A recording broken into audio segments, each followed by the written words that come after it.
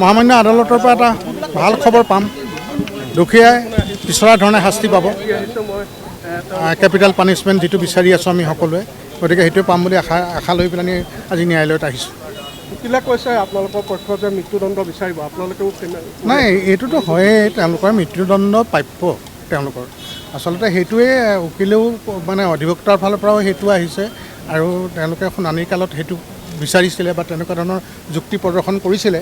আৰু আমিতো ভুক্তভোগী পৰিয়ালে তেনেকুৱা বিচাৰিম যাতে এটা দৃষ্টান্ত ভৱিষ্যতলৈ থাকি যায় যে এনেকুৱা দুখ কৰিলে এনেকুৱা ধৰণৰ শাস্তি পায়। এটা সমাজলৈ এটা সুন্দৰ বাৰ্তা যাব, কাৰণ এনেকুৱা ধৰণৰ অপকৰ্ম ইমান নৃশংস হত্যাকাণ্ড কৰাৰ পাছত যদি দুখীয়া শাস্তি নাপায় বা উচিত শাস্তি নাপায়, তেতিয়াহ'লেতো সমাজলৈ এটা বেয়া বাৰ্তা যাব। গতিকে সেইটোৱে আশা লৈ সকলোৱে আশা পালি আছে, আমিও সেই ভুক্তভোগী পিতৃ মাতৃও সেইটোৱে আশা পালি লৈ ইমান দিন জীয়াই আছোঁ যে দুখীসকলে উচিত শাস্তি পাব।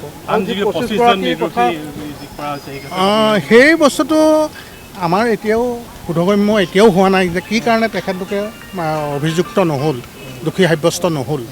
গতিকে সেইটো ইয়াত আমাৰ ছেছন কোৰ্টত তেওঁলোকে দোষমুক্ত হ'ল, কিন্তু এটা পৰ্যায় আছে যে আমি হয়তো উচ্চ ন্যায়ালয়ত দ্বাৰস্থ হ'ব পাৰোঁ। আমাৰ অধিবক্তাই, চৰকাৰী পক্ষৰ অধিবক্তাই এইটো কথা কৈছেই যে তেওঁ মানে গভৰ্ণমেণ্টক, যিহেতু তেওঁ গভৰ্ণমেণ্ট মানে নিযুক্তি দিছিলে, গতিকে গভৰ্ণমেণ্টক তেখেতে এই হেৰিটোৰ যিটো মানে শুনানি মানে যিটো ভাৰ্ডিক্ট দিলে, সেই ভাৰ্ডিক্টটোত চেলেঞ্জ কৰি উচ্চ ন্যায়ালয়ৰ কাষ চাপিব লাগে বুলি মানে গভৰ্ণমেণ্টক জনাব। আলোচনা কৰিছে নেকি এতিয়া আপোনালোকে? সেইদিনাই অকণমান আলোচনা কৰিছিলোঁ, তেখেতৰ মনোভাৱটো জানিছিলোঁ আৰু আমাৰ মনোভাৱটো তেওঁক জনাইছিলোঁ। গতিকে তাৰপিছত এই দুদিনত একো কথা কোৱা নাই, আজিৰ দিনটোলৈ বাট চাইছোঁ। সেইটোৱেই। কিমান আশাবাদী আছে? 100% আশা লৈ পেলাই আমি আহিছোঁ, সদায় আশা লৈয়ে আহোঁ। এতিয়াও আজি যিহেতু 20 জনৰ এটা শাস্তি প্ৰদান কৰিব ন্যায়ালয়ে, সেইটো আশা লৈ আহিছোঁ। আৰু আমাৰ আশা আছে আৰু আমি বিশ্বাসো আছে যে ন্যায়ালয়ে আমাক এইটো ন্যায় প্ৰদান কৰিব।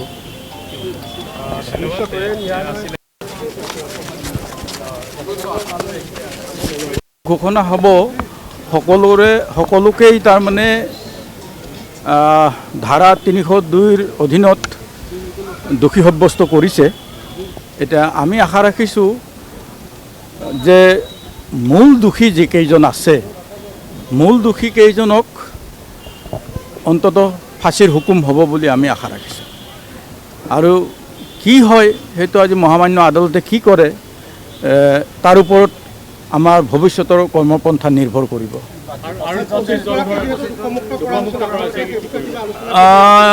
25 জন, বাকী 25 জনক তো সিদিনা 20 তাৰিখৰ যি ৰায়দান হ'ল তেওঁলোকক মুক্ত কৰালে, কিন্তু আমি এই ক্ষেত্ৰত সম্পূৰ্ণ সুখী নহয়।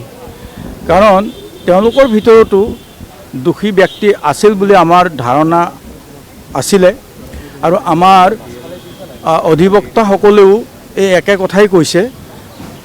গতিকে আমি সেই ৰায়দানত যি 25 গৰাকীক দোষমুক্ত কৰা হ'ল সেইটো ক্ষেত্ৰত আমি সম্পূৰ্ণ সুখী নহয়। আৰু ইয়াৰ পিছত আমি তেওঁলোকৰ বিপক্ষেও কি